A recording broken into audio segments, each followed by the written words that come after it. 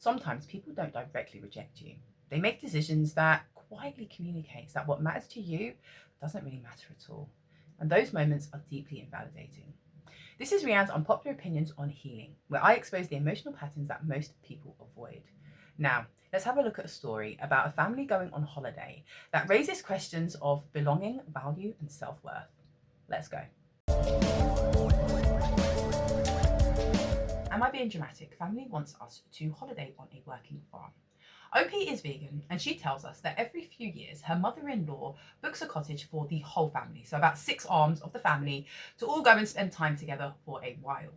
She says that she's always gone in the past, however this year her mother-in-law booked it on a working farm. And after a bit more investigation, she found that the time that they would be spending there would coincide where one of the barns would be lambing, and there was also calving going on at the same time.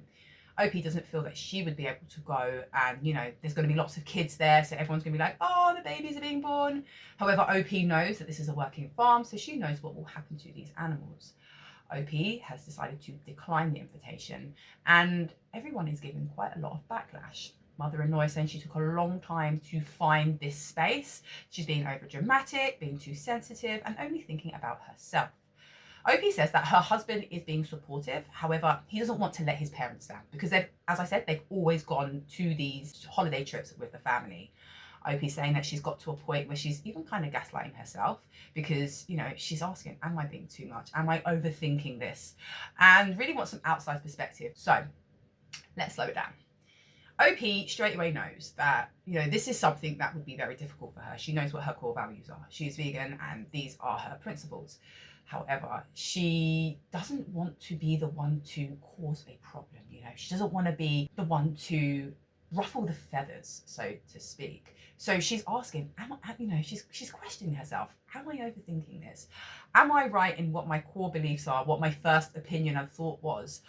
What's going on? So she's getting herself confused to what she should actually be doing. Now, we often see this when we are looking at invalidated self-worth and social rejection. It's a psychological state often described as the internal filter, which is when our internal map of the world is invalidated, which leads to feelings of being unworthy, invisible, or just wrong. Our internal map is a unique, subjective model of reality created by our brains based on our emotions, our values, our beliefs, and experiences. And it acts as a filter of the information that we get daily, so we can process it, and it directs us in how we perceive things and how we react and respond to the outside world. Look at OP. She is vegan. So her core beliefs are about animals should not be exploited under any circumstances, to which she perceives a working farm to do. So therefore she can't go. So when mother-in-law decides to book their holiday on a working farm, OP feels like instantly invalidated, like just straight away. There doesn't have to be any further discussion on it. I mean, how many of us have felt instantly dismissed when you have not been considered in a decision? Doesn't matter what the size of the decision is. It could be that really big one of where we're going on holiday. It could be that small one about, everyone's going to a bakery that doesn't have any gluten-free options, for example. It can be those small things of not being included simply because, your beliefs stop you from being able to partake. And that hurts because it activates the invalidation wound. The feeling that your experience is treated as unworthy of serious consideration. And the serious consideration is the thing that really stings, that you can't really think about me. You can't actually sit down and consider me as an individual and what is okay for me and what isn't okay for me.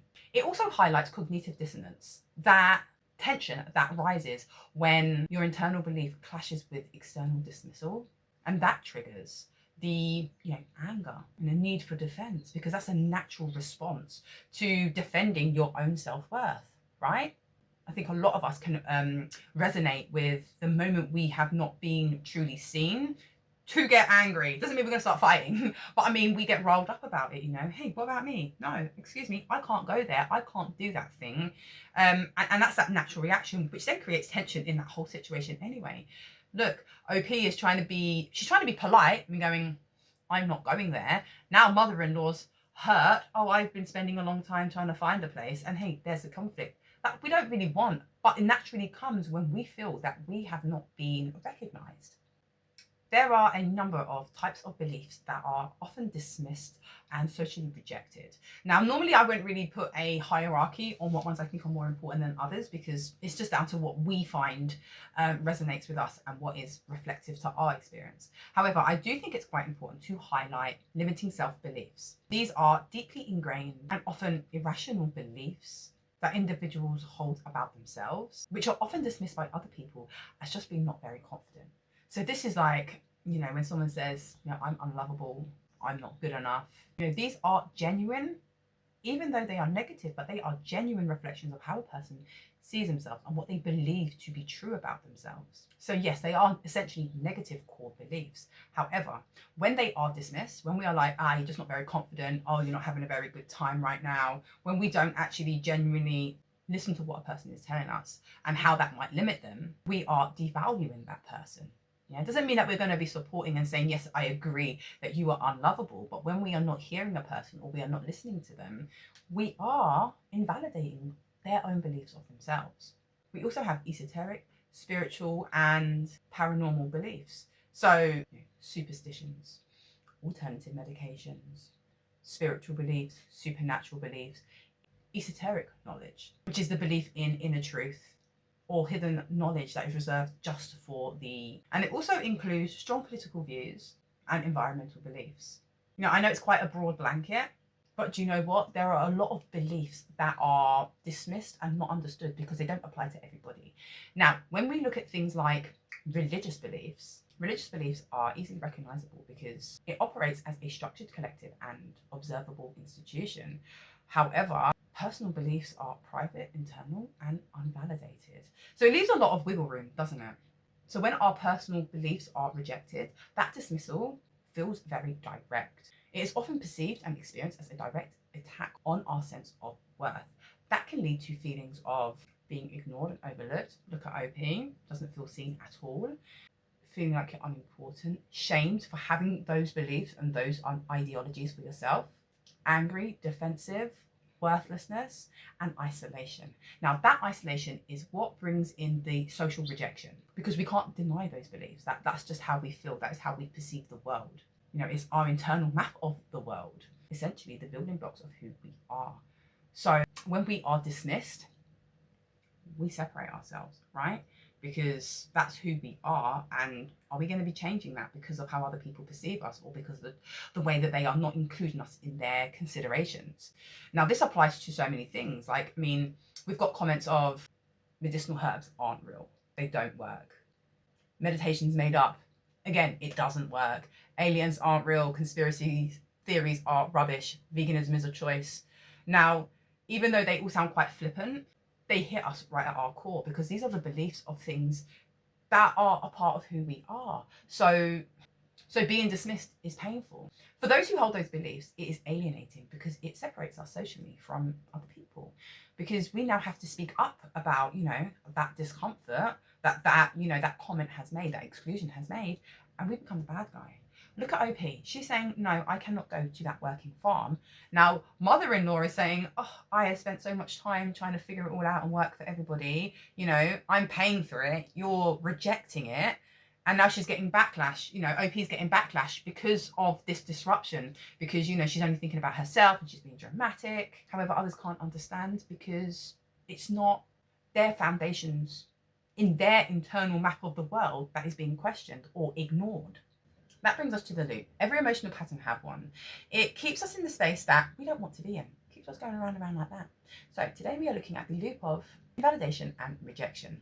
Starts up here with the trigger. So the person, you, me, we express a thought, a need, a want, and it's either dismissed, ignored, or judged. Now remember, the judgment can also be that, thing that keeps us in the wrong space, which causes the person to feel invisible, unworthy, just plain unimportant. That then takes us down to here, which is the internalization. That constant invalidation, that constant, ignoring, dismissal, judgment, makes us, develop a negative core belief of ourselves, or our belief. So that could be, I'm a disappointment, that is shameful, it's no good. That then takes us down to the reaction, okay? And we're either going to be avoiding or overcompensating. So the avoidance, as it says, you're going to isolate yourself, you're going to withdraw yourself from that situation, from those people, or you're going to overcompensate. But in that overcompensation, that people pleasing can end up making us appear fake or desperate, which could then lead to further rejection because we're not our authentic self anymore. That then goes kind of up to here to perceived rejection. Because of this heightened sensitivity, because of those previous steps that have just happened, we misinterpret like neutral social signals, such as, your friend not responding to you for ages on a text message, as a personal attack or rejection. So, they're not responding to me, they don't like me. I mean, I think a lot of us has been in that space, overthinking things like that. That then takes us all the way back up to here, which is the reinforcement. The resulting social rejection or isolation proves to us, to them, that the negative belief is true, and it restarts that cycle. What a horrible space for us to be in. So at what weight do we allow other people's opinions to sit when we are considering our own core values? And that's where we need to be, with our eyes wide open.